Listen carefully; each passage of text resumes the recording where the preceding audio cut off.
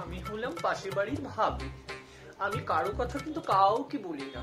কার মেয়ে কোচিং বাদ দিয়ে কোন ছেলের সাথে ঘুরতে গেল, 14 ফেব্রুয়ারিতে কোন মেয়ের এক্সট্রা ক্লাস গেল, কোন মেয়ে কোচিং থেকে 14 ফেব্রুয়ারির দিন ফুল গিফট পেল, এই কথাগুলো আমি কাউকে বলি না।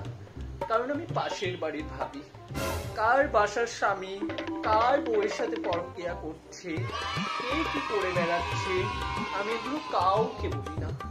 কারণ আমি খুবই ভালো একটা ভাবি। আমার মতো ভাবি আশেপাশে আপনি কারো বাসায় খুঁজে পাবেন না। আমার মেয়ে ফুল পর্দা করে, আমার ছেলে 5 ওয়াক্ত নামাজ পড়ে। কিন্তু পাশের বাড়ির ভাবির কথা কি বলবো? তার মেয়ে কোচিং বাদ দিয়ে কোন ছেলের সাথে কি করে আমি কিন্তু সব জানি। আমি কিন্তু আবার কাউকে বলি না। কিন্তু মাঝে মাঝে যদি আমার কাছে আবার জিজ্ঞাসা করেন, আমি আবার না বলে থাকতেও পারি না। কারণ মানুষকে বলতে হয়, মানুষকে বুঝাইতে হয়। কারণ মেয়েরা বুঝে যাচ্ছে। আমি যদি সতর্কতা না করি তাহলে কি হলো, আমার একটা পাশের বাড়ির ভাবি হিসেবে আমার একটা দায়িত্ববোধ বলে একটা ব্যাপার আছে।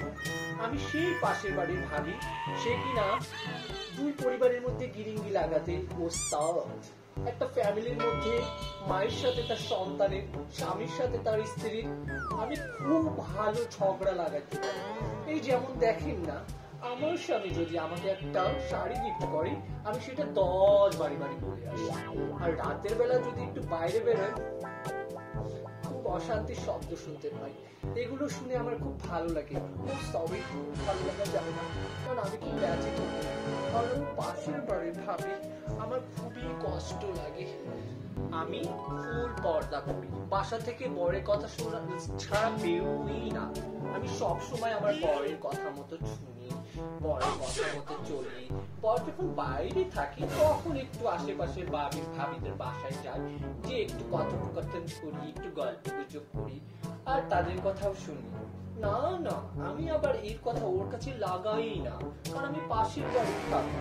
আমি কেন এর কথা ওকে বলবো? আমার এই স্বভাবটা মোটেই নাই।